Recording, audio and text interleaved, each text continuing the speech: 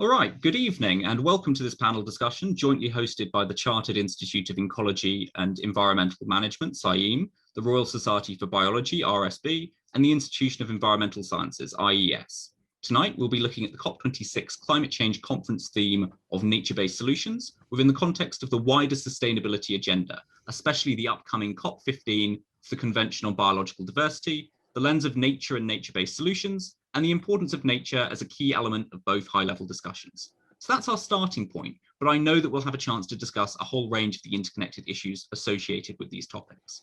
Tonight, we're joined by four excellent speakers representing diverse insights and perspectives across climate, nature, the interactions between them, and the work ahead on the road to COP15 and COP26. Our running order for this evening is as follows. First, we have Ian Crosher, a chartered environmentalist, a member of CIEM, and a field ecologist with 25 years of experience. Since 2006, Ian has been working mostly on issues around climate change and nature recovery, with a focus on peatlands and carbon emissions. His work at Natural England includes work on Biodiversity 2020 Outcome 1D, the Nature Network's Handbook, National Habitat Network Mapping, the second version of the biodiversity metric for net gain, and in the last year on nature recovery with carbon storage in all habitats. Speaking second will be Dr. Mark Everard, Associate Professor of Ecosystem Services at the University of the West of England in Bristol and Vice President of the IES.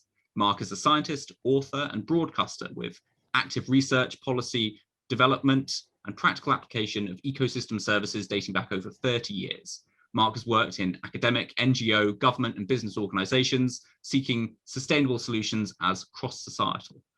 Then we're going to be hearing from Dr. Sebastian Dunnet, a member of the RSB and an environmental scientist with a PhD in global environmental change.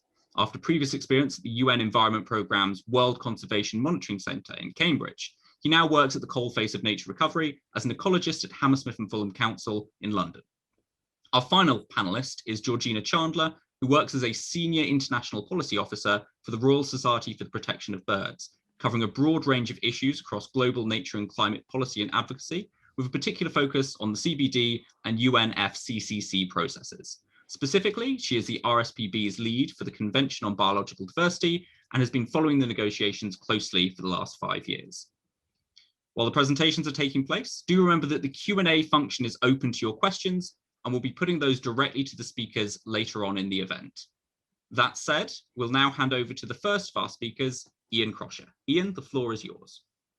Thank you. Good evening. I'm presenting the work that we've recently done around nature-based solutions, carbon storage and habitats with some of my colleagues that you can see listed here. So I guess the first real question is, what is nature-based solutions? And it's used in a number of different ways, but the one we've been very much using is the IUCN definition, particularly because it brings in that biodiversity benefits section, which we think is so essential to making sure that is there. And some of the work that they've done there really sort of tries to put how important this sector is, potentially 37% of climate mitigation to meet the Paris climate goals. That's quite a big amount of amount that we can get from that. The thing I think we have to do straight away, though, is really caveat that and say nature-based solutions are not sufficient, that we've got to address these other sectors so that the agricultural and the land use and forestry sector that we work in and nature-based solutions will fit in, it is dwarfed by all these other things. So our transport, energy, business, residential, are all so much bigger, and we've got to address those first. Well, we've got to address those along with doing nature-based solutions. So we've had quite a lot of a big policy shift with net zero coming along, and lots of targets and things like that around that, and how we're going to do that in the timescales that we've got. Some big land use changes within that from the Committee on Climate Changes, so their land use policy, Net Zero UK, that came out January 2020, really starts to put that in. You know, we've heard a lot about peatlands and forestry. The action plans both came out yesterday. So, you know, big shifts that are starting to happen along with that. So this time last year, we started work on reviewing, updating our carbon storage and sequestration by habitat report. And yeah, we published that in mid-April. So please go and have a look at it. Was really trying to have a look at the review, the evidence, summarize what we understood and what we didn't, what was there in the science, how much that might have changed in the sort of 8 years prior to that, and really look for where those evidence gaps are and what they've done. And I'm going to give a very brief overview of some of those. So this really is just to set the scene in terms of how those ecosystems work and the difference between the different types of ecosystems. So different ecosystems store different amounts of carbon. Some of them are better than others, and particularly you'll see here peatlands going up and up. So they're possibly the slowest form of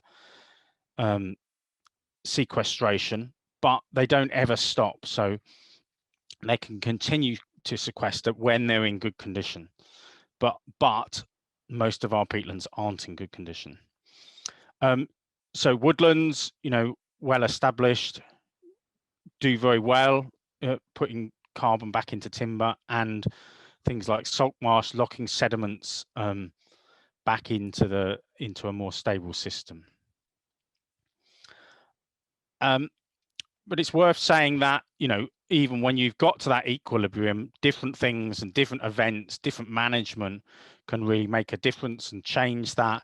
So if we take a grassland, for instance, and we plough it, we're going to have a loss of carbon. The carbon will go down. If that then is allowed to go back to grassland, the carbon will come back up over time. But a change in management could also do the same thing. So, you know, positive management will give you greater carbon, and different management would lose carbon as well. So those are good things. So the key principles we came up with, having done this work, really, the priorities that you need to think about, and I'm certainly not going to go into detail on these tonight, is really protect and restore our peatlands, create new native broadleaf woodlands, natural coastal processes, and then protecting other semi-natural habitats because they store more carbon than generally the agricultural land around it. Targets incentives for nature spaces to places where they have the most benefit. So where you put your trees is going to be really important. Obviously, peatlands are very spatially specific as well. And how you do that, how you integrate nature-based solutions into that landscape that's already there is really important. Carry out research and monitoring, and also ensure mitigation and adaptation to climate change are planned together, not as a separate afterthought. So don't just concentrate on the mitigation elements. You need to also think about how that might gain and benefit other parts of society and nature. So this is the headlines of what we saw. So we looked at the carbon storage of the habitats, and also the sequestration potential of putting new habitats back in. And clearly, I think you can see from this that the peatlands come out very, very strongly. So fen on deep peat, raised bog, very, very strongly big carbon stores, the deepest peat, blanket bog, also doing very well. And you'll also notice fairly big error bars in there in terms of that very much depends on the depth of the peat that you're looking at. So if you've got shallower peat, then it will have less carbon, and deeper peat, greater carbon. And you'll see then woodlands come out, but also salt marshes come out in there as well. So, and if we just go on to the sequestration side of things. Again, we looked at woodland comes out the best, but you will notice at the bottom, one of the other really important land use changes to do is all about deep peat again, that we're intensively farming and things like that. So they have massive emissions at the moment. By changing that land use, putting it back to a different type of land use, you can save a lot of carbon, more carbon than, you know, putting lots of trees in the place. So you have to think about priorities. And in the peatland strategy that came out yesterday, there's quite a few changes and moves around that. And in fact, on farming today, I think it was this morning, they were talking about that same factor. So just a very quick summary view of the peatland side of things. So those different habitats are really important. The fact that, you know, so much of our peatlands are degraded and giving out carbon, and by putting them back to a good condition, we can lock that carbon back in, so we're not losing any more greater. Yeah, how vegetation and water level is, you know, the hydrological function of those systems is absolutely critical to stop that degradation. Woodlands then, you know, we have ancient woodlands, you know, are by far our greatest carbon stores. We need to protect those as much as possible. And these diagrams done by the Forestry Commission and Forest Research, really looking at carbon storage in a more spatial way, and you know, you can really see the difference between that. And interestingly, you know, conifers do outcompete broadleaves in some areas, but also broadleaves outcompete conifers in other areas. So, you know, directly between those two groups, depending on how you do it and what you do in particular places, will deliver quite different carbon benefits. So this is really a summary of where we see the main actions. So we've got the net zero in there, we've got the nature-based solutions, and the whole focus on the day in COP26. We'll look at all that, and also, you know, this big driver, nature recovery, the nature recovery networks, the local nature recovery strategies, and this is really our conceptualization of how those all fit together potentially into a sort of solution. So just to summarize really what's in the report, you know, how important the natural systems are, how important protecting the biodiversity that we already have, but also how important it is to link those two delivery things together, and how we can restore these places and really give major benefits and a really important contribution to meeting our net zero goals. Thank you very much. And thank you, Ian. That was a great presentation. I think you really captured the importance of the opportunity that nature-based solutions can present, particularly for peatlands, which I know many of us will be quite passionate about, as well as just how important the synergy between nature and climate can be. On which note, I'd like to bring in our second panelist, Dr. Mark Everard. Mark, the floor is yours. Thank you very much. Well, I'm going to start by screen sharing. There you go. That is no surprises there. That's what we're talking about, and that's me. And also, no spoilers alert here. We're talking about the conventions and the linking theme of nature-based solutions. But I do want to start by saying, what is a nature-based solution? And also begging the question, solution or solutions, and to what? Are we thinking of the systemic values of nature when we look at solutions?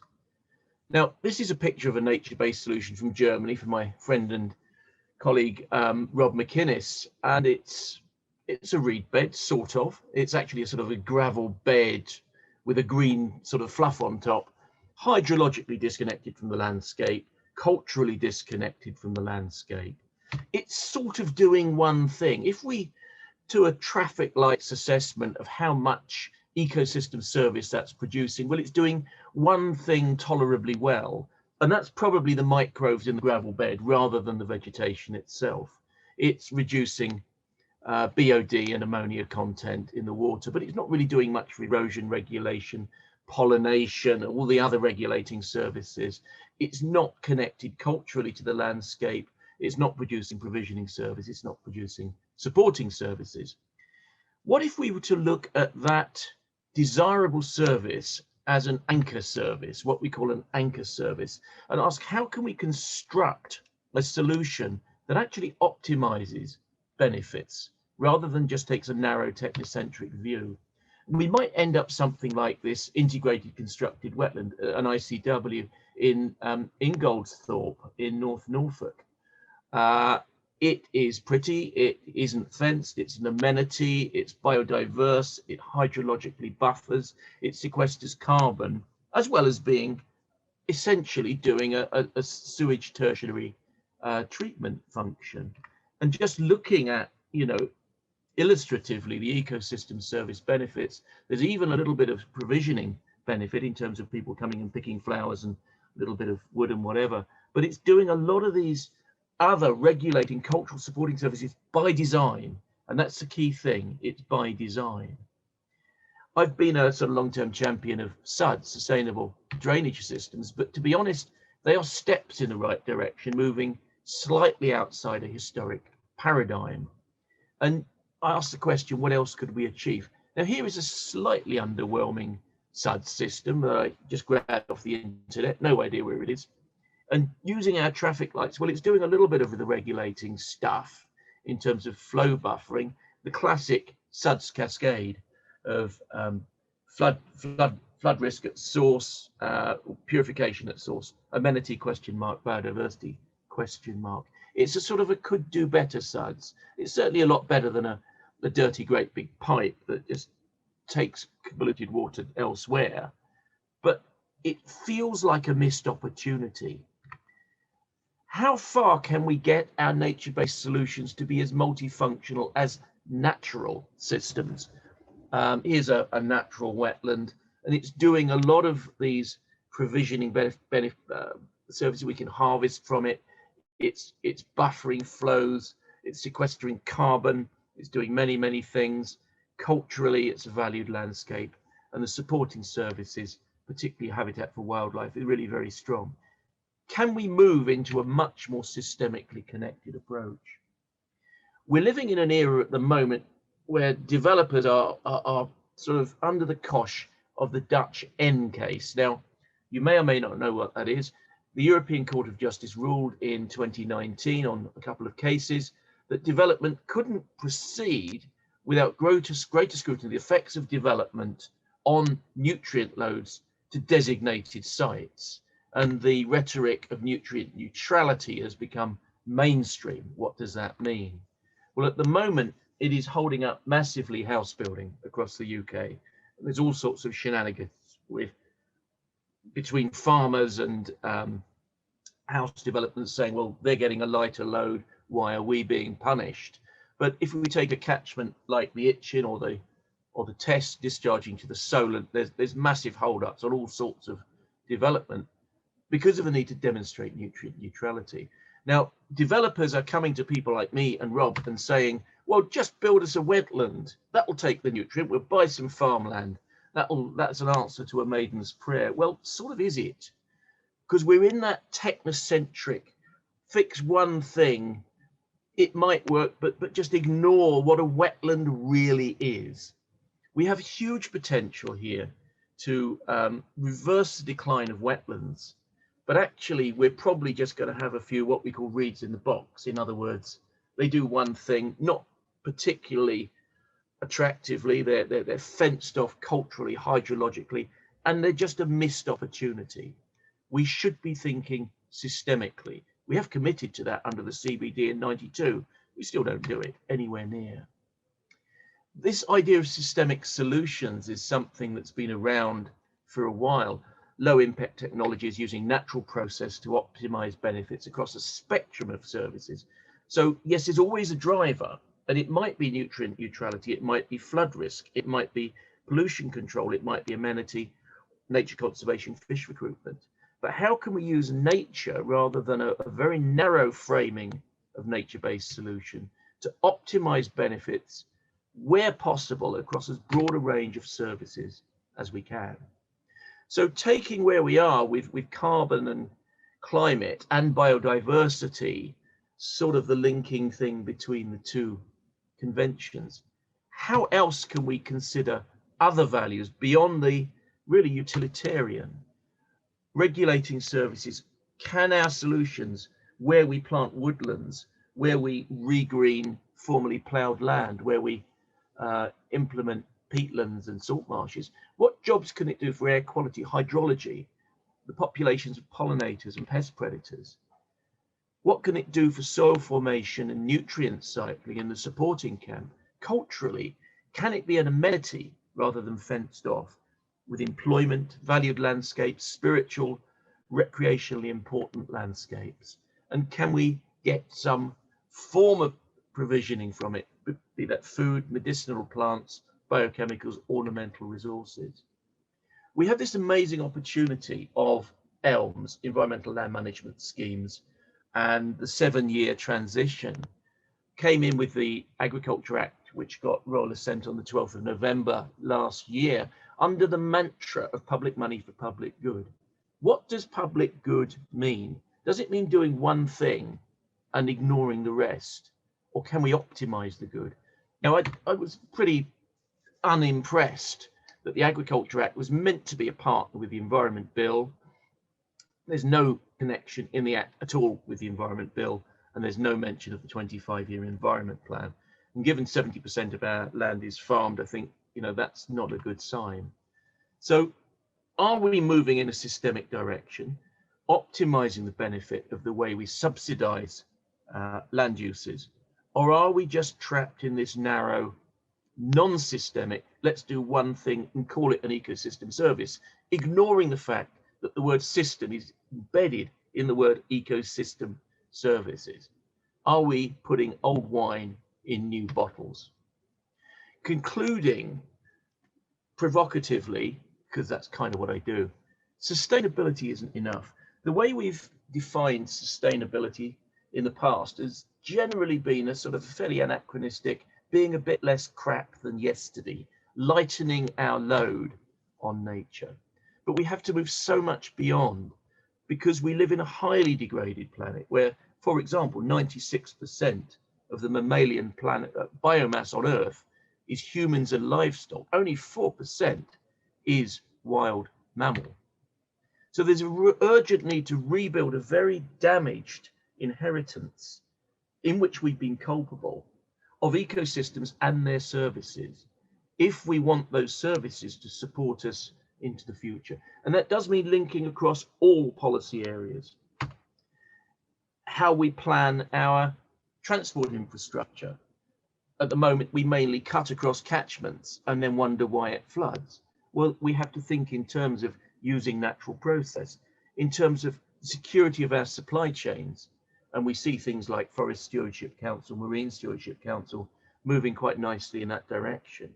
In terms of the way we trade internationally, this symbol really kind of trying to conjure up virtual water, where many water poor countries trade with us, sell stuff to us for desperately needed revenue, but export crucial water resources that could be better supporting the basic needs of people. The importance of resource security for maintaining peace and preventing conflict, and then making peace after conflict. The MOD have done some really insightful stuff there. And the way we design our cities, our towns, our villages, that integrates natural process rather than making us rely on air conditioning and pipe drainage and all of these things. Every area of policy needs to embed an ecosystem approach. I mean, I could go on forever, but I just wrote it all in a book to save me talking about it in 10 minutes. That is, I think, my lot miraculously on time as well. Thank you, Mark, for your great insights there. I think there were some really useful examples in there, and I think that you place this conversation very well in the wider context of sustainability, or indeed the ways we need to go beyond sustainability as we've understood it historically. Participants, please do remember to put your questions in the Q&A box so that you can ask our speakers the questions you have when we get to the Q&A. But for now, our next speaker is Dr. Sebastian Dunnet. So Seb, the floor is yours. In the immortal words of Monty Python, and now for something completely different. I work for London Borough of Hammersmith and Fulham in their climate and ecological emergency team. So Mark, I've actually seen quite a few of those kind of sub-schemes around the borough that I wish could be a little bit improved for biodiversity. I've just come off the back of 4 years of doctoral research into renewable energy and biodiversity, which I've been asked to share tonight. So I'm very, very happy to be here. Thanks very much for having me. So to get started, very early doors in my PhD, I came across quite a big snag, as all students do, in that I really wanted to look at the impacts of renewable energy on biodiversity conservation globally. And I very, very quickly realized that there were no readily accessible, open access, spatially explicit renewable energy data sets, which was a bit of an issue. So the first chapter actually looked at generating one of those. And here you see panel A is the approximate global distribution of solar, and B is wind. We did this through mining OpenStreetMap data. So it's a kind of collaborative, crowdsourced mapping system that allows anyone to say, what's there in the local environment. And the method that we employed looked to try and aggregate these observations from individual people into global installations of renewable energy. So the fruits of the labor is what you see here. And for anyone who works with renewable energy data, please do check out the paper at the bottom. The data is free to use. I'm happy for anyone to ask me questions about it. And what I wanted to investigate after that was the impact on on biodiversity. So the local impacts of renewable energy are very well known. Wind has a very obvious impact of killing raptors, killing migratory birds. Solar actually has quite localized chemical impacts, depending on the solutions used to clean the panels to keep up the efficiency of the panels. Seb, we're having just some minor technical difficulties with your slides. I'm going to present that. Is that working? Yes, that's working perfectly, Seb. Oh, sorry about that. No, that's my fault. It's using Google Slides. But one thing that piqued my interest with the impacts of renewable energy on biodiversity, certainly at a global scale, was that renewable energy tends to be around 200 times more land extensive than conventional fuels. Which essentially means that for every watt of power generated, it requires many, many more hectares of land. One of the reasons why fossil fuels are so bad for the environment is the same reason why they're so good for the land, in terms of land area, is that they're so energy dense. Now, obviously, there are very, very different impacts of, say, oil sands and solar farms, but the way I went into this research was that even if there are very, very low impacts of renewable energy on biodiversity, these scale to quite a big impact when you think about the area that they cover. So another snag very early doors in the PhD was that I looked at whether there had been any research into renewable energy overlaps with biodiversity conservation, and there had been, which was the kind of whole premise of my PhD, so very much had to pivot on that. But what they did was they didn't look at future overlaps of where renewable energy was likely to extend to and where protected areas for biodiversity were likely to extend to. And seeing as the theme of tonight is COP15 and COP26 and policy implications of that, we're expecting a massive expansion of both. Wind and solar need to massively expand in capacity, as do protected areas. So in my mind, there was a little bit of a conflict there in terms of land use. So what we did was we took, I'm going to explain these graphs. This paper is actually in review and it's just come back today, and these graphs were roundly criticized for not being accessible enough. So I will take you in detail through them. So what we did was we take the renewable energy data that we generated in the first paper for wind and for solar. We took various environmental and social predictors. We ran them through a random forest model, which I won't go into here, but if you're interested, please look out for the paper being published. Essentially, it gives this kind of global surface of probability for each cell globally as to whether there's renewable energy in there. So we know that renewable energy is tend to be associated with population density, with accessibility, and we know that on some level, wind sites are associated with wind speeds, although as the research later showed, is not actually that strong a correlation, and this is largely due to policy implications of where you put renewable energy. So we took this model and we said, we ranked it globally. A lot of the areas are in gray because we needed over 100 renewable energy observations within the region with which to make an accurate enough model for us to be confident in the results. So that's why Africa is grayed out. Certainly in the data we produced, there's just not enough there's not enough observations for us to produce the model that we depended on. So we had, for one side, we had the likelihood in each cell that renewable energy was going to expand there. And on the other side, we took data previously generated in another paper for protected areas. Now they were ranking each cell globally for how important they were for biodiversity conservation in terms of species richness. And it came out in 2014 usually. And we quickly validated it by saying in the 6 years since then, how well is it done in ranking cells for where protected areas eventually emerged? We found that actually it does a very, very good job. So as an approximate for protected area expansion, we took that ranking data set and with our own renewable energy probability layer. We overlaid the two, and the graph on the left here is correlative results for the two. So it's for each cell globally, it takes what's called Queen's case, which is the 8 cells around it, and says those 8 values, how well do they correlate with each other? So a bad thing would be to see large green areas where it's both very, very important for biodiversity conservation and very, very important for renewable energy. And as you can see, we kind of suggested that there wasn't really any clear spatial correlation between the two. The graph on the right, essentially a value of 1 would indicate that renewable energy is has the same distribution within protected area expansion areas as it is in the wider landscape. So it's bad to have an index of over 1.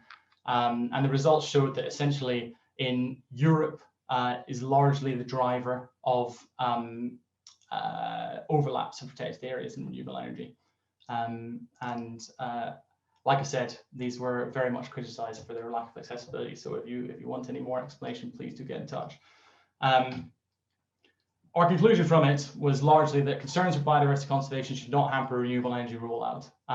You know, I work now in the climate and ecological emergency team, and when we have eventually defeated COVID, in any sense of the word, I know that we're going to be experiencing much worse in terms of climate change and biodiversity loss.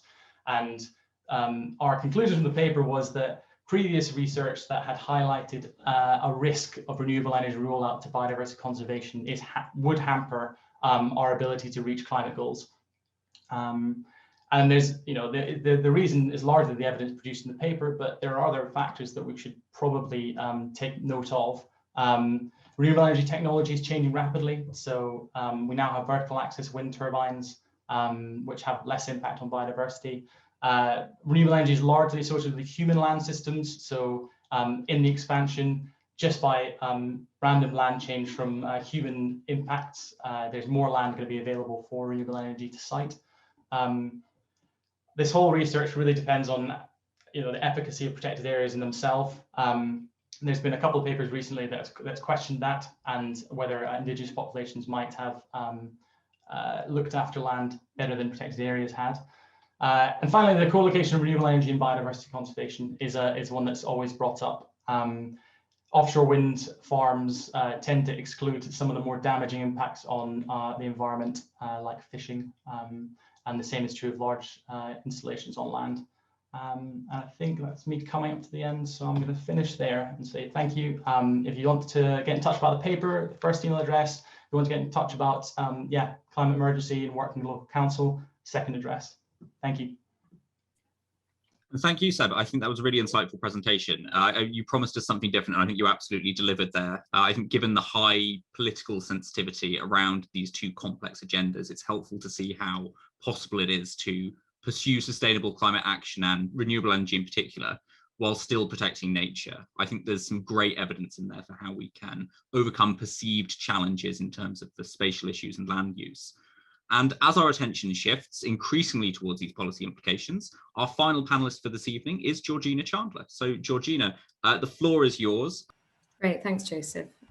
Let me just share my screen.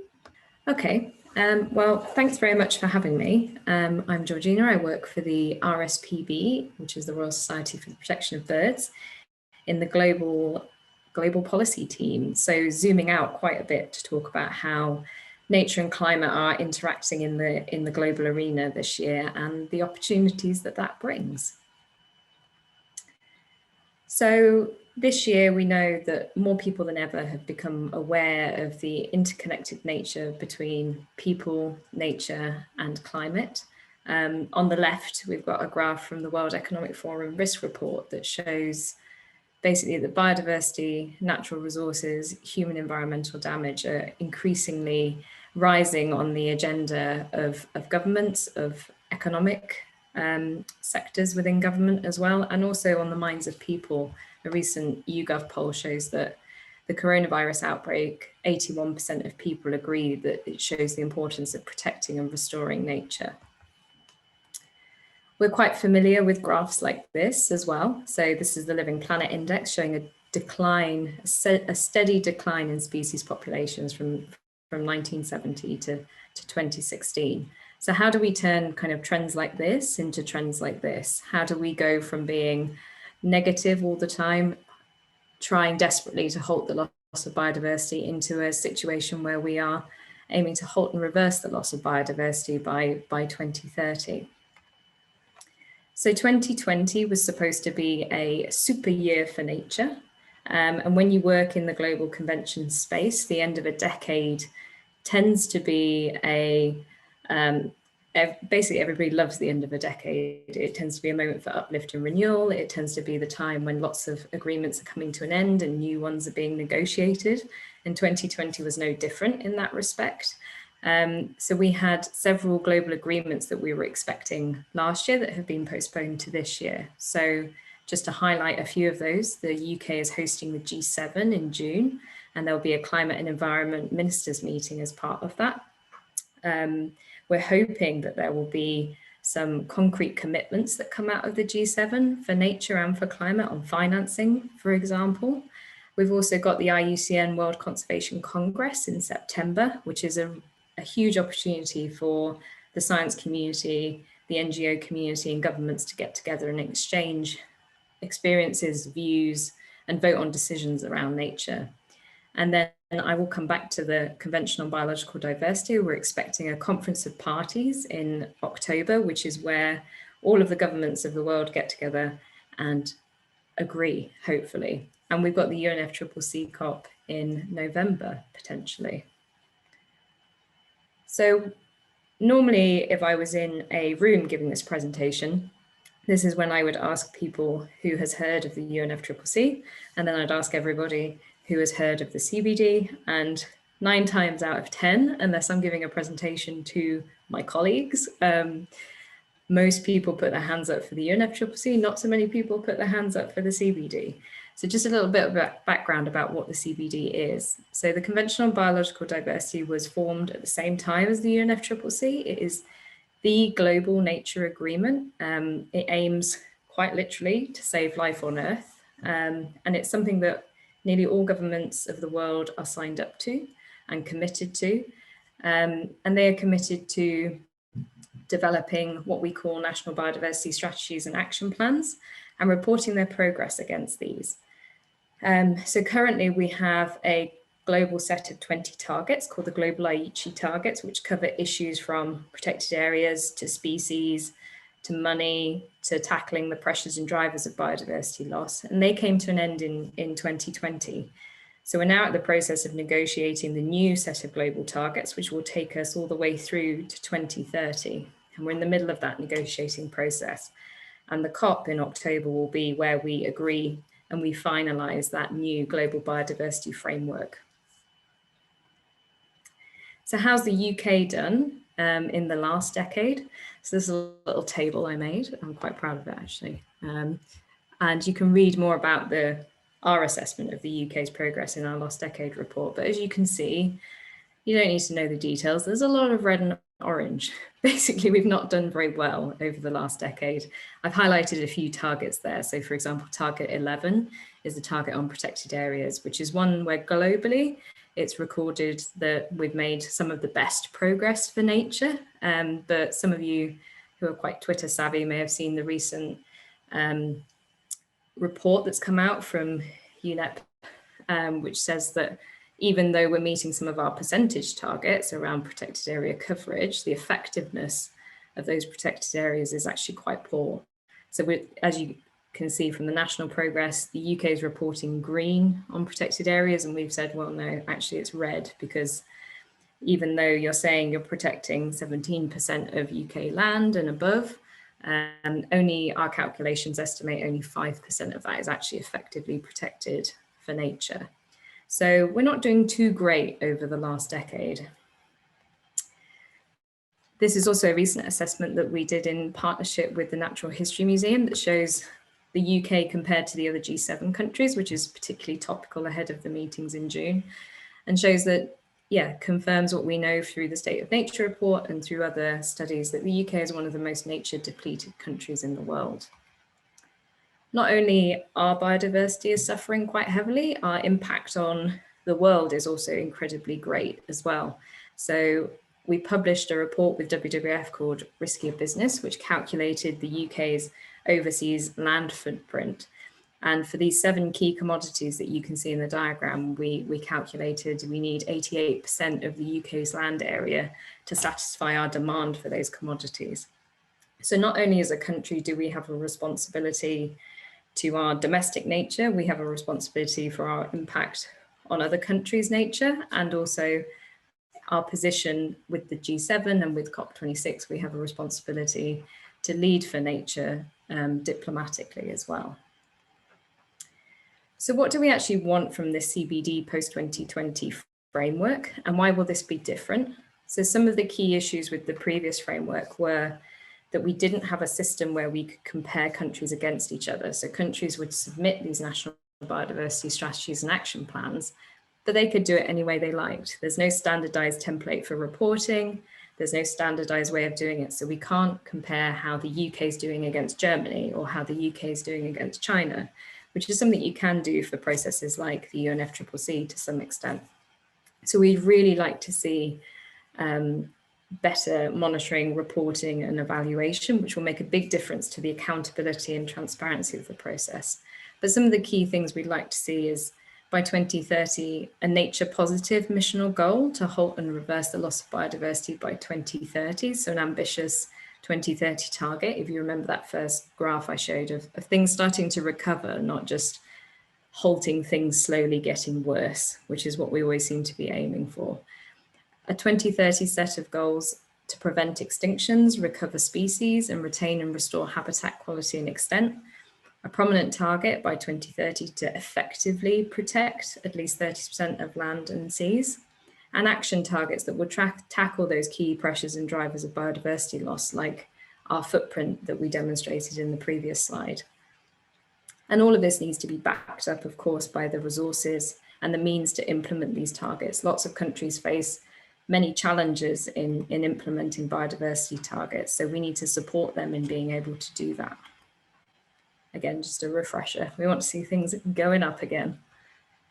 So that brings me on to the kind of how does this connect to nature-based solutions and COP26. So nature-based solutions, as some of my colleagues have mentioned, are about protecting and restoring the most important places for nature.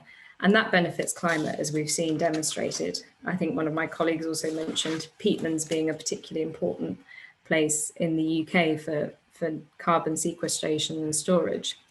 And recent studies show that while we thought the UK land was actually a carbon sink, when we take into account the fact that 80% of our peatlands are degraded, our land is actually a source of carbon emissions, not a sink. And the RSPB has done some work where we overlapped, as you can see from the maps, the most important places for nature and the most important places for carbon, and crossed them over. And the majority of those important places were peatlands, were important grasslands, were other habitats that my other speakers have mentioned. So incredibly important. And as you can see, synergies between some of the things that we want to see out of the Global Nature Agreement and some of the synergies of things we'd like to see contributing to our climate change commitments as well. So what do we actually want out of the UNFCCC? We want to see nature higher on the agenda, and the UNFCCC is an opportunity to do that throughout 2021 with clear and ambitious and tangible leadership from the UK as president of COP26 and of the G7. We'd really like to see nature incorporated into countries' NDCs, which are nationally determined contributions. So those are our equivalent nature strategies, but for climate change. And the UK should be championing that and encouraging other countries to commit to that. So I had some fun making this slide, as you can probably tell. So what we actually like to see is the UK is very good at talking the talk, but not very good at actually walking the walk, as we've seen from the slide with the table on it of how our biodiversity progress is going on the biodiversity and TACness rankings with the G7. We're not very good at actually turning words into action on the ground. So we've seen all of these things on the left mentioned in speeches over the last year from our Prime Minister and from kind of our leaders in the country. We'd like to see real meaning. We'd like to see nature right at the top of the global agenda. We'd like to see global action. So let's actually turn these words into action. So how do we do this, and what are some of the steps for that? Some of you may have seen the news recently about the government announcing a legally binding target to 2030 to drive action to halt the declines in nature and wildlife. And we really welcome this announcement. This is something we've been advocating for years and years and years. And it is a really good thing, and it's good progress. There's obviously a caveat there around some of the announcements to do with the habitats regulations, which we might get into in the Q&As, but this is a really great first step to demonstrate that there is a legally binding target to protect and restore nature and to see nature recovering by 2030. We did that with the Climate Change Act. We put target into law to tackle climate change, and now hopefully we're going to do the same for nature as well, which is really encouraging. We also need to commit the resources across government to actually achieve this.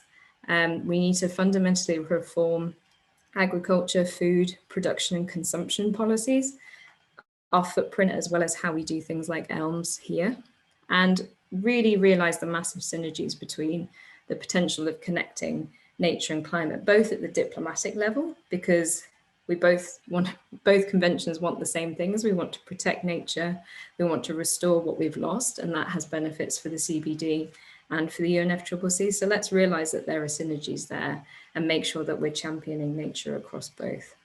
I'll pause there and stop sharing my screen, but happy to go into more details in the questions, or if there are acronyms I use that no one understood, please stick it in the chat and I will clarify.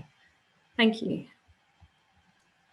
And thank you, Georgina. I think that was an excellent presentation. And as we move into the audience Q&A, it reminds us of that very important international context and the two conferences that we're expecting later in the year. I think you in particular captured the political challenge of these two interconnected policy agendas, which perhaps are not as connected from a policy perspective as they are from a natural systems perspective. But let's move now into the Q&A section of the event and bring all of the panelists back in at this point. And as we do, we've been taking your questions in the Q&A box throughout. I'll be putting some of those directly to the speakers in just a moment. We'd love to have a few more questions, so please do use that Q&A box to give us your questions. For now, though, I'd like to start by bringing a question to the panel, just personally from me, because I think it's important to note we've got a lot of people here in the audience who will be environmental professionals, who will be biologists, who will be ecologists, who will be working like some of our panelists at the coalface of things. And I want to ask, if the convention conferences, the two COPs, are successful, if we see more nature-based solutions to climate change and better protection of our natural habitats while we work towards achieving the goals of both conventions, what should environmental professionals expect? And how might the way that we approach the environmental profession and science change? What sort of big picture things might we think about? I think I'll start by bringing this to you, Mark, because I think you sit at that comfortable position of looking forward at sustainability, but also having quite an in-touch relationship with environmental professionals. Yeah, I mean, for me, I'm eternally frustrated that we talk about protecting nature. Actually, we're kind of protecting ourselves. We need to see nature as investment, not sort of something that is altruistic and outside of ourselves. It's captured in the language, even if those of us in the room don't think that way. But the whole language of nature conservation denies the fact that we are in a connected socio-ecological system. So we need to think in terms of nature investment, and to think of it as multidimensional, connecting with multiple value systems, from the spiritual through to the sense of place, but even down to the brass tacks economics of the costs of flood, the costs of nutrient cycling, the costs of air quality, childhood asthma. We don't factor in the breadth of nature's benefits and disbenefits in the way we run our urban planning, certainly in the way we run our agriculture. So we need to actually, it's not so much what we as environmental professionals do, it's what professionals do to become aware of the resources that contribute to their policy ends. So we need to affect the world to show the reality of how dependent we are and how vulnerable we are, if abused, to the natural world. It's paradigm change what we need, not just talking louder. Thank you, Mark. Does anybody want to come in on that? And yes, please, Ian, I see you're unmuted. Yep. I think that just the concentration on restoring functional ecosystems as the building blocks to this recovery really is, so whatever project you're working on, trying to make it as functionally robust and resilient for the long term would be, where I think would be great for people to do a lot more thing. Obviously, is constrained by the project and the work that you get, but the more we can move along that process to natural process driven recovery, the better. Thanks, Ian. Does anybody want to jump in there? Or should we move on to another question? Seb, go on. Yes. Yeah, I probably would echo what Mark says in terms of widening the values of nature that we have. I think one of the things that I've seen that I've been quite sad about is the kind of drain of emotion and passion for nature in general society. So part of my job at the moment is kind of getting the passion back for nature that we seem to have lost. So, in all the talk of kind of nature-based solutions and monetization of nature, which I think are very important things to hook onto to kind of drive change, I think we shouldn't be losing that kind of spark for nature when we, the spark that everyone talks about when David Attenborough comes on the screen, and I've just read one of George Monbiot's books, and he's fantastic at giving that kind of visceral response to nature that I think we should really, really drive. Yeah, thank you for that, Seb. I think you're absolutely right about that emotional connection that really needs to be paramount there. Bringing in another question from the chat box from an anonymous attendee, and I'm going to put this one to you, Georgina, because I think it starts best in your wheelhouse, but I'll potentially, there might be other perspectives. What can the UK government most helpfully do between now and the two COPs later this year to show real commitment and drive action for sustainable and successful outcomes? Yeah, so off the back of the speech that we had from the Secretary of State yesterday, it seems that they have taken one step by trying to put this law into practice for a state of nature amendment. So that is one very encouraging step. We need to actually make sure that gets through now. Some people think that announcement means that's a done deal, but there's still quite a few processes to go through to actually make sure that state of nature amendment is in the Environment Bill. We need to make sure that the stuff that's been mentioned about reviewing the habitats regulation, which anybody who works in policy knows is code for, let's see if we can weaken them a little bit. or reviewing tends to not necessarily mean good things. So we need to make sure that there's a no regression when it comes to reviewing that. And then diplomatically as well, the UK, as I've mentioned, using its position as host of the G7 and host of COP26 to actually encourage other countries to do similar commitments when it comes to nature and put financing on the table ahead of the COPs. So as I mentioned in my talk, a lot of countries, developing countries, rely on resource mobilization, rely on funding and capacity building from developed countries to be able to implement global frameworks like this. And we really need solutions to shared problems in the sense of financing as well. So the UK has a real opportunity to put tangible money on the table ahead of the COPs and show that it is committed to implementing the targets over the next decade. Thank you. And I think maybe, Ian, it might be useful to get your perspective on this, given I know you've done a lot of work on these kinds of things before. Do you think there's an opportunity here to show some commitment and to make some progress in the UK? Yes, certainly. And in terms of, within those negotiations and frameworks, really putting forward what we're going to do and how we're going to do them. We've had lots of good words, but that commitment on the ground and the resources to do it really make a difference as well. So I think the more we can see that, the better, really. Great, thank you. And if nobody else wants to hop in on that question, I think this one that comes up next from another anonymous attendee probably starts best with you, Seb, which is, with urban populations growing, does this make improving natural solutions just a catch-up game to the pollution of cities? Or is there, I think they mean, are there viable ways of mixing urban and biodiversity? Given you're working in what is to some extent an urban context, what's your take, Seb? I think that's a fair assessment. Yeah, I would love to say that there is a way to mix the two. I think what I was getting at earlier, and I think what Georgina was getting at in terms of protected area efficiency, is that I firmly believe that the fate of biodiversity lies outside of them, and it lies in the kind of environment around us. So it is these kind of urban centres where actually all you really need to do is provide that little bit of habitat, and you see species coming back. I mean, I think there were a lot of stories going around at the start of COVID that, I don't know, humpback whales are coming back to Venice because no one was there. A lot of them weren't true, but there is a lot to say about, just holding back the intensity of the management of the land in urban areas. We in Hammersmith and Fulham have quite a lot of land areas where there's nothing really going on. Closely cropped lawn, could be something else. And as soon as you have that back, you bring back the species. So I'm very hopeful, very hopeful. I have a colleague that said we need more messiness. We do. So, yeah. May I come in on messy gardens, scrubby areas? They're really good for nature. Sorry, I didn't mean to cut across you, but may I come in on the urban side? I'm a country boy myself, so I don't know why I'm talking about cities, but some of the work around Adelaide, driven by Herbie Girardet, is totally inspiring. In terms of building circularity of food, circularity of water, the world's biggest battery fed by some of the world's biggest wind turbine arrays, actually going for circularity.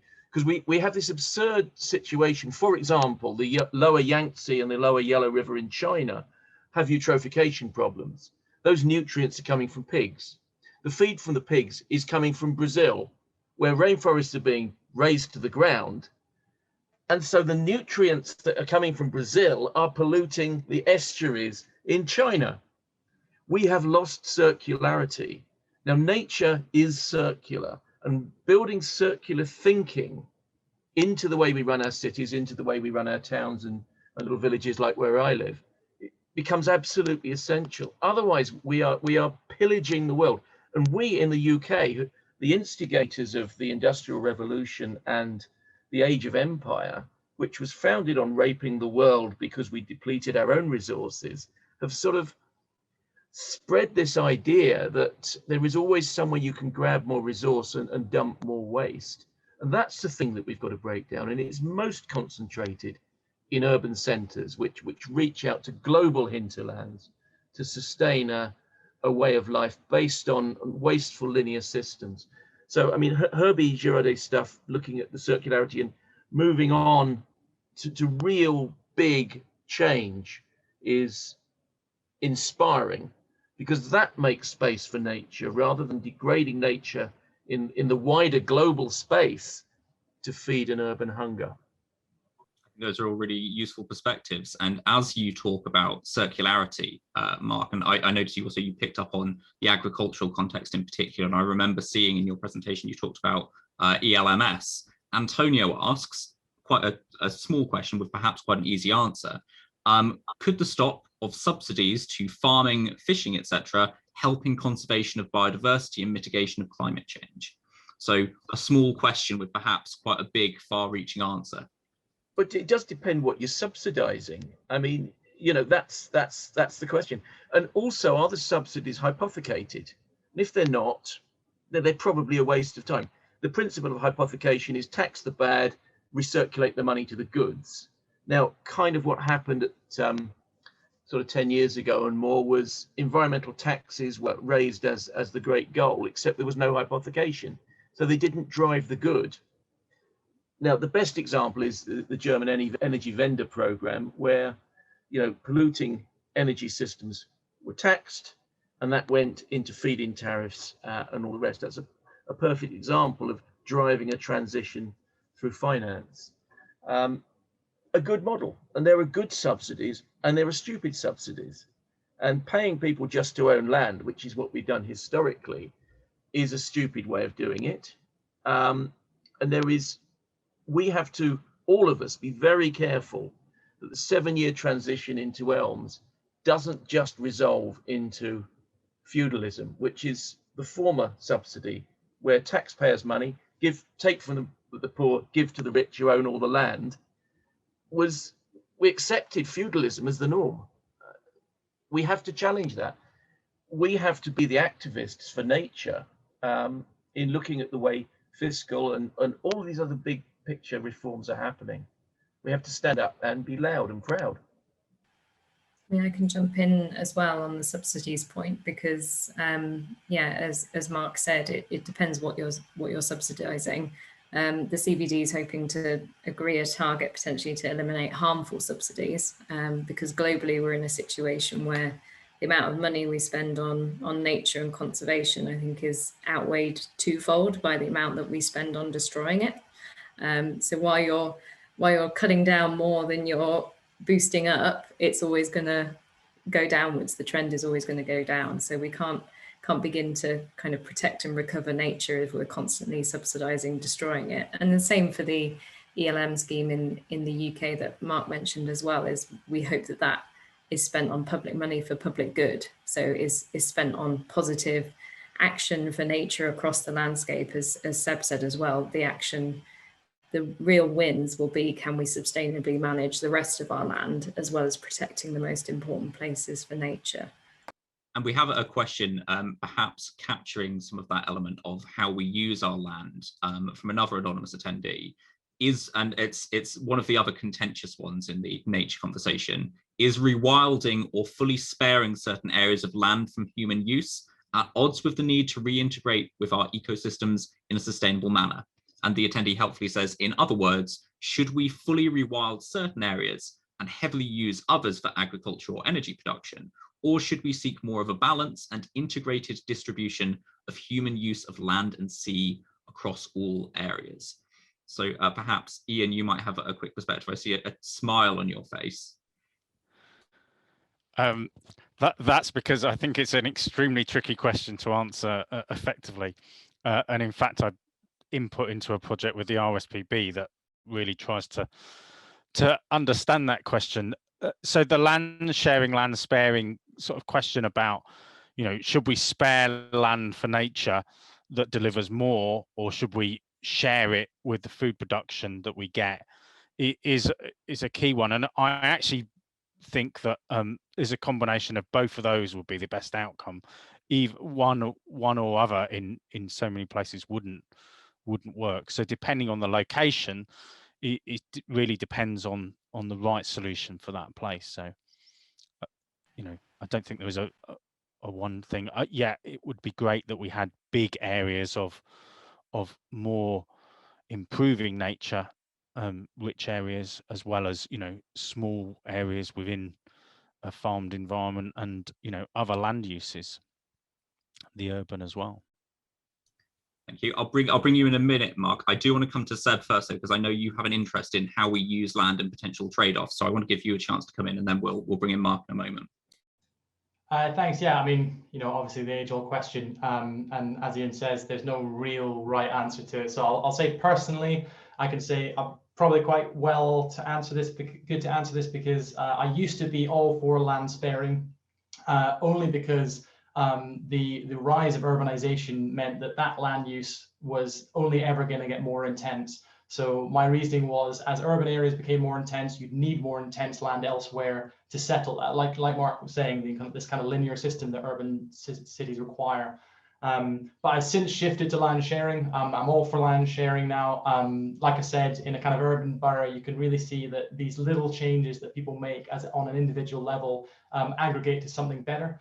And finally, I'd say, you know, in the UK, it's actually probably quite an easy one to answer, because you know, we have had land use impacts in the UK for thousands of years. You know, and there's lots of studies that says our impacts thousands of years ago were about up to now in terms of the land we used. So most of the biodiversity that we know and love within the UK is kind of agricultural biodiversity that comes alongside human impact, essentially. So for us, it's actually not that difficult question. You know, these kind of agricultural systems have a lot of the species that we love. Mark, did you want to come in at this point? You are muted, though, unfortunately, Mark. Fortunately or unfortunately, depending on what I'm going to say. I mean, look, rewilding is one of those, for me, it's a fractal type concept. I mean, there are those that sort of say you've got to have the wolves and you've got to have the beavers and all the rest of it. And they do wonderful, wonderful work where you can. But take the Knepp estate that we all know in Sussex, just south of Horsham. I mean, it worked for Charlie and Izzy because they were trying to do agriculture in a very, very kind of, that's the way we do agriculture, on 320 meters of weald and clay. And frankly, it didn't work. So they were driven economically to say there must be a different model. So they went to their rangeland model, and we've all, I suggest, read about that. You're never going to have wolves in a farm somewhere near Horsham. We're just not going to get away with that. But it is about focusing on process. And I say fractal because, you know, the field margins I can see, you know, from my study window here, there's bits where the tractors can't get. So don't try to, you know, turn it into an intensive crop. Have a beetle bank, have a headland, have a place where the birds can feed and where the pollinators can breed.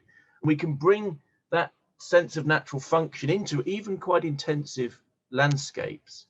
So it's being wise, like Knepp. Don't try to be an intensive arable and livestock farmer where the land doesn't support it. So we do need a land strategy, and governments hate that one. The idea that they should impose on the free will of everyone to sort of exploit their land to the maximum commercial potential. But there are places it is just plain stupid to do things. One of the research things I've got at the moment, I've got a book coming out on reintroduction of the burbot, which is a fish that was driven to extinction in my lifetime in the UK. Now, conservation is often seen as a cost and a constraint. Meanwhile, the market rewards the practices that destroy burbot habitat and kind of sees these other externalities. So intensive made cropping on floodplain is a damn stupid thing to do, because we could degrade carbon, we degrade hydrology, we degrade water, we degrade pretty much the whole ecosystem for cheap, cheap productivity. And yet we look at turn that upside down, but conservation of habitat that supports the native species is a cost. We've got our economics completely wrong, and we need to look at land, ask what functions it does, and what the optimal social benefit, societal benefit across all ecosystem services is. Otherwise, we're just going to continue to erode and put nature in increasingly small fragmented pockets. And that's kind of what we've been doing for too long. Thank you, Mark. And we've got time for just a couple more questions. The next one I want to ask, it comes from another anonymous attendee, but it's quite convenient because it's one of the framing questions the IES has for this stage of our work ahead of COP, which is who should be leading and financing nature-based solutions? So given it's one of these big sort of political questions, perhaps Georgina, will start with you. Everyone. Why not everyone? It's about protecting and restoring nature. You can do that in your back garden. The government can do that. Local councils can do that. You can do that whether you're in an urban environment or a rural environment. There's so many things we can do. So why not everyone?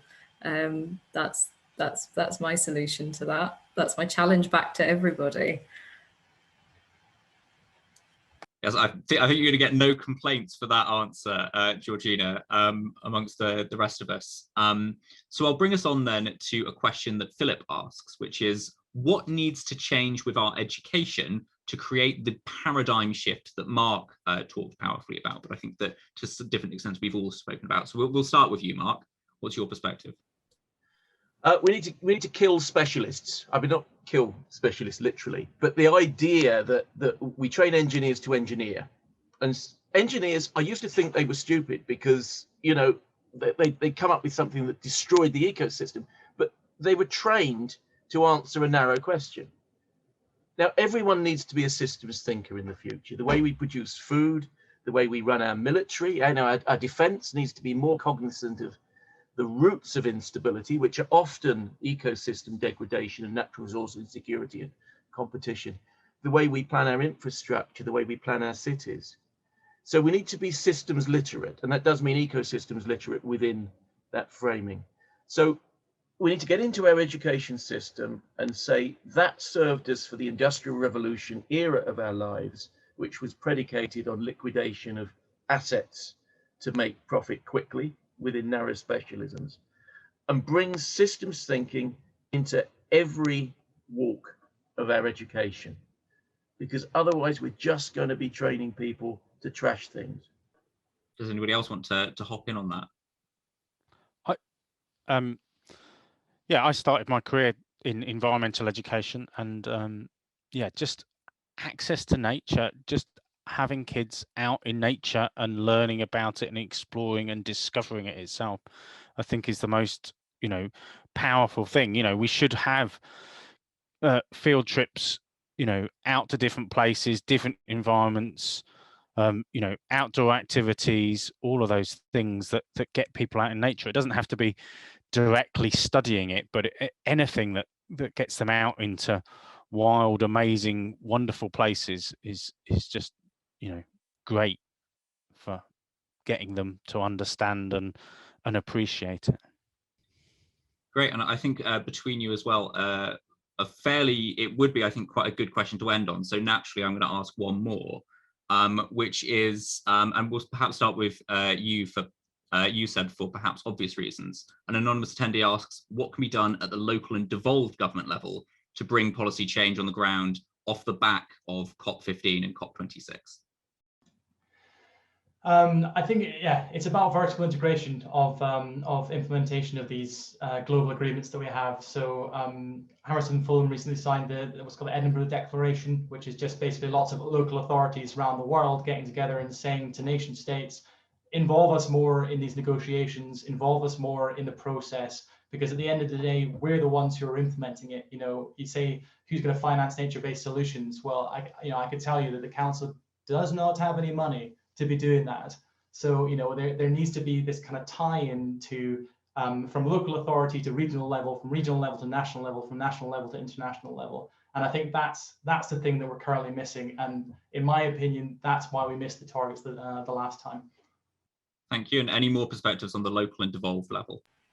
Yeah, I think it's worth just saying, you know, echoing what Seb said, the CBD targets are implemented at the most local level you can possibly get. And I think there is a job to do to both kind of scale up implementation, but also to raise awareness for the targets and the fact that they're a thing and that they're something that we're aiming for. And I think we've got a lot of examples of best practice. We've got a lot of examples of what works on the ground. We know what we need to do to recover nature. We've got so much evidence for that, especially in the UK. And it's just a case of seeing investment in that as like a shared solution to a shared problem, I think. And hopefully a positive thing that might come out of this year is that people have spent so much more time in their local areas. They valued their gardens, they valued their green spaces, those that have them, those that don't have them. I live in a 1-bed flat with no garden. Like I've certainly really felt the lack of access to nature over the last year. And so hopefully that will help to raise that awareness as well. And we start to see investment in these things, as Ian said as well, getting children out into nature early on as shared solutions to shared problems, and connecting it to climate, connecting it to health and well-being as well is really important. And all of those personal local things that people see and interact with on a day-to-day basis. Otherwise, the stuff that I talk about is so high level and intangible. People are just like, what is that? Why should I care? So yeah, really connecting it to individuals is really important. Thank you. And Ian, I see you're unmuted. Are you hoping to hop in here? Yeah, very quickly. Yeah, I think, doing it that at every level. If you look at the climate change actions, often where national governments haven't stepped up, then local authorities, local areas have done that very, very well, particularly, and delivering a lot. And we need to do it at every level. It's not that, so the leadership can happen at every stage, or from parish up to country and devolved administration. So we just need that leadership at every level, I think. Wonderful, thank you. And that is a good point to end on, because I'm afraid at this point we have run out of time for questions and we need to begin wrapping up the event. So thank you for all of your questions. I think we've managed to cover some really interesting topics throughout the discussion. I'd like to hand over to each of the panelists to give a quick closing remark. In 1 or 2 sentences, what's your final thought for the evening? So Ian, let's start with you. So the approach we take to ecosystem recovery and how we deliver this spatially, I think, is a key to successful outcomes. Where we do it, how we do it, and the quality of what we put back is so important in delivering both that ecological, emergency, and climate crisis in a joint way. Thank you, Ian. And Mark, what's your final thought? We need to understand what nature is. As long as we see it on the telly and go, that's nature, look out the window, that's nature, then we've lost. We're eating, we're drinking nature, we excrete nature. Our businesses have a metabolism that depends on nature for input, for output, just as our bodies do. And we need to get away from the thinking that we can deal with issues on a fragmented, siloed, techno-fix by techno-fix solution, and say, how can we fix the system that is the fundamental resource for all of these life-enriching economic, security and other needs?